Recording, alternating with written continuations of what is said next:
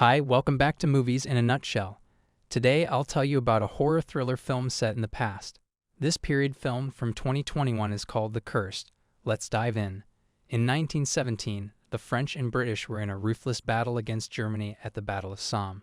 As dust falls on the soldiers, a horn blares in the distance, signaling the soldiers to attack. Many of the soldiers are shot down, including an army captain. Inside the operating tent, the doctor extracts the bullets from the army captain's abdomen. Curiously, there are only 3 bullet wounds, but the doctor finds a 4th bullet lodged inside the captain's abdomen. The 4th bullet is silver and non-German, according to the doctor. In the countryside, a woman named Charlotte arrives at an old mansion. She asks one of the maids about her brother's condition. She stands by the window and looks at some old family photos that take her back to 1882, 35 years ago. Charlotte is a child being teased by her brother Edward. Their parents, Seamus and Isabel Laurent, are wealthy landlords with a strained relationship. Nearby, a caravan of Romani people settles in. One makes some dentures out of silver and carves symbols on the individual teeth. They hand it over to the tribe's sorceress, who sets the dentures down on an altar and pray to their deity. That evening at the Laurent family mansion, Seamus calls a meeting with the Council of Elders. They talk about what to do with the Romani people. The landlords have tried offering the Romani money to leave, but the Romani refuse to take the bribe. The Romani seem to have a valid claim to the land, but the priests and landlords don't very much want to give them any land. The priest suggests hiring mercenaries and threatening them to leave, and that's what Seamus did the next day, although it went beyond just threats. The next morning, Seamus orders his men to slaughter the Romani people and set fire to their settlement. After the hostile takeover, the men gather the bodies and even take pictures with some of them. Some men find the Romani sorceress with silver dentures and bring her back to their captain with the man who made the dentures. The sorceress curses the captain of the raiders. Offended, the captain orders the men to bury the sorceress alive with the silver teeth. The man who made the dentures, on the other hand, was made into a little scarecrow with his hands and feet cut off. As the sorceress was thrown into a ditch and covered in dirt, she chanted some unintelligible words before she was completely covered up. That night, the young Charlotte has a nightmare about the sorceress and the maker of the dentures. Edward even finds the silver teeth and sees the sorceress coming toward him. Edward screams and prompts his mother and a servant girl to take him back to his room. While having the nightmare, Edward manages to also sleepwalk outside the house. Meanwhile, at a local tavern and inn, Mr. John McBride, a pathologist, arrives and acquires a room. As he fills up the guest book, John asks the receptionist about the Romani people, but the receptionist doesn't say anything. John then takes a seat and is served some food when the local police lieutenant, Alfred Moliere, approaches him. The pair make small conversations and Alfred suggests the town needs John around. One day, as the town's children were playing, Timmy gathers them up to lead them to the scarecrow and silver teeth. Before they proceed, however, Timmy makes them swear not to tell anyone he brought them there, especially Charlotte and Edward, whose father can banish Timmy's family. The kids swear, and Timmy leads them to the setting of Edward and Charlotte's nightmares. Apparently, all the town's kids have been dreaming about the scarecrow and silver teeth since the massacre of the Romani tribe in their area. Timmy suggests they dig and look for the silver teeth, but everyone else is too scared, so Timmy looks for it himself. The moment he starts, Timmy hears strange noises and manages to find the teeth at once. The young boy is compelled to put on the silver teeth and, seemingly possessed, attacks Edward. The rest of the children run away, and Charlotte goes to get her father. Seamus and a servant of theirs retrieve Edward. When the doctor arrives, he examines Edward in a dark room. Isabel says sunlight hurts Edward now, so they keep the room dark. The doctor brushes off the oddity Isabel just said and concludes that Edward is suffering from an infection from a wild animal bite. That evening, Charlotte is plagued by the same nightmare, only this time she also sees Timmy's attack on Edward, only this time scarier. She jolts up in bed and worries for Edward. Charlotte gets out of bed and checks on him. Charlotte finds Edward hyperventilating in his bed. Charlotte pulls down the covers and finds some gruesome vines wrapping around her brother. Charlotte screams, waking up their father. Seamus quickly enters Edward's room but finds no Edward on the bed. The next day, Seamus forms a search party to find Edward, but no one finds him. Alfred then enlists the help of John to find Edward. Meanwhile, Charlotte prays for her brother in the chapel. Suddenly Timmy appears, and the pair sneak off into the confessional to talk. Timmy says he doesn't remember anything and asks Charlotte what's going on with Edward. Charlotte relays to Timmy what happened. Shaken, Timmy reads a Bible verse about Judas being paid 30 pieces of silver to betray Jesus.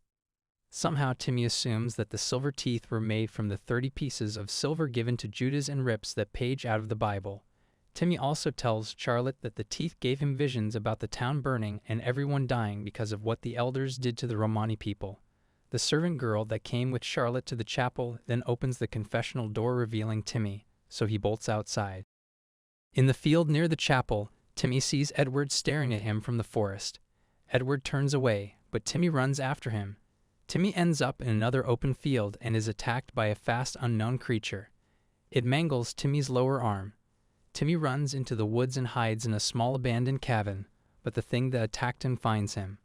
John and Alfred arrive at Lawrence Mansion. After some pleasantries, Seamus brings the pair to the small abandoned cabin in the forest. There they find Timmy's rotting, mangled body.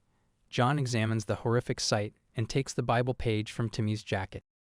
Outside, he relates his conclusions to Seamus and Alfred, saying the attack was consistent with a wild animal attack, specifically a wolf.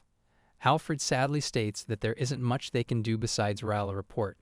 Many towns are closing their games because the country is ravaged by cholera. As Alfred motions to leave, John stays behind and investigates further. Seamus catches John up on everything that's transpired. John then asks to see Edward's room and the rest of the house.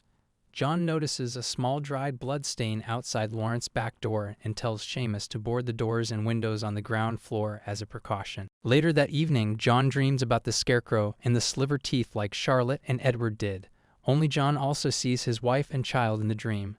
The next night, John takes some of the dried blood stains he found from the back door and mixes them with his blood. John notices some parasite-like particles surround and somewhat integrate with his blood. Suddenly, John hears a sound in the distance and decides to investigate. John peeks through the boarded-up windows and spots a hideous creature right in front of him. John asks Seamus, who also came to check on the noise, to fetch a rifle. John and Seamus investigate outside but find nothing more than scratches on the board outside the window. However, this doesn't stop Seamus from calling the elders' council. Seamus tells the elders about the suspected wolf they saw through their windows earlier that evening. They compare the beast to the dangerous Jevoden wolf who hunted the people of Jevoden.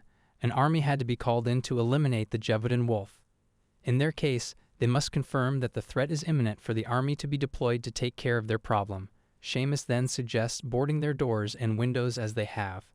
3 townsfolk go out and work on the fields the next day despite the warnings.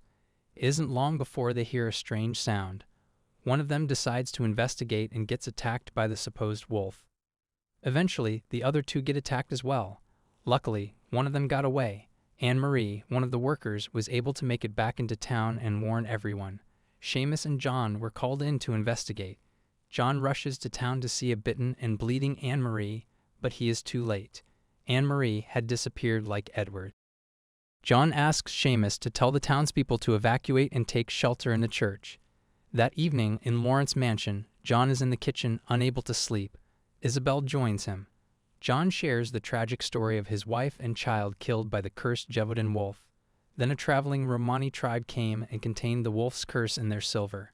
John tried to follow the tribe, but he lost them. Making a connection, Isabel starts telling John about the traveling Romani tribe that Seamus and other elders killed. But before she can finish, Seamus interrupts them. Seamus demands they stop talking about curses and get on with capturing the beast. The next day, just like he promised Seamus, John lays traps in the forest near the fields. Exhausted, John falls asleep and dreams about his wife and daughter. Soon enough, John wakes up and finds the creature moving near him. John manages to lure the creature into the trap he built and kill it. He then brings it back to the mansion's cellar with some help from Seamus and his men. John then proceeds to dissect the beast and open its stomach. A vile, fleshy mound inside the beast catches them off guard. What's more, Anne-Marie, the worker girl, bursts from it. One of the elders takes pity on her, but John tells him to shoot her as she is no longer the Anne they once knew. Hesitantly, the elder shoots Anne. John then tells Seamus that everyone who gets bitten will turn into this creature they just found. John says whoever is buried in the field cursed the land.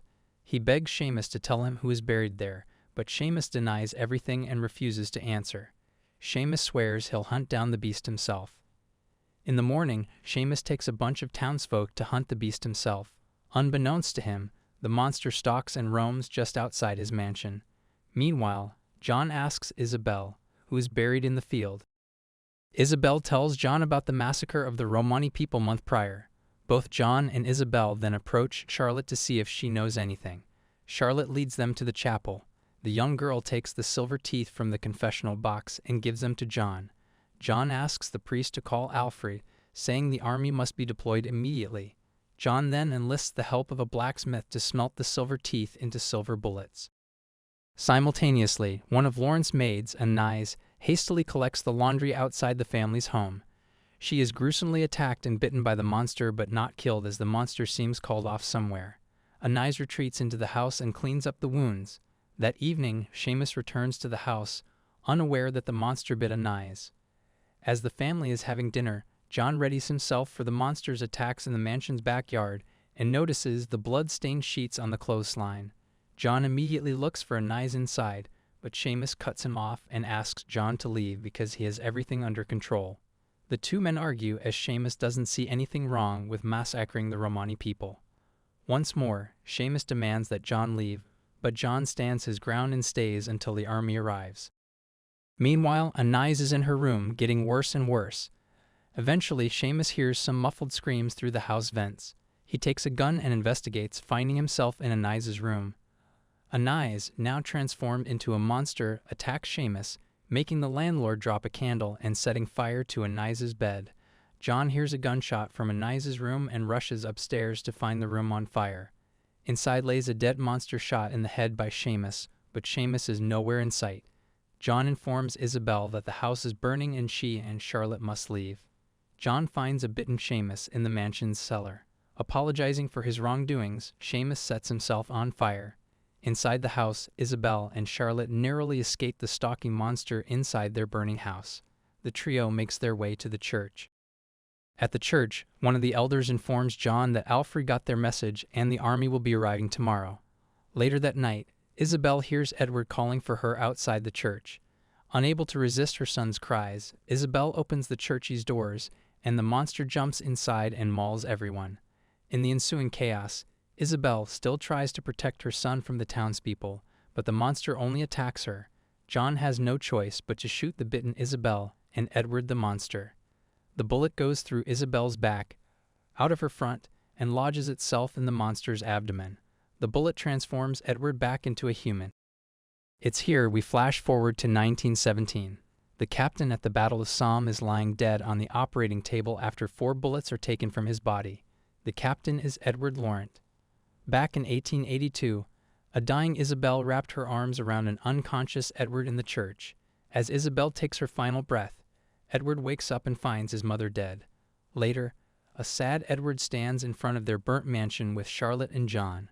Charlotte tells John that Edward does not remember anything.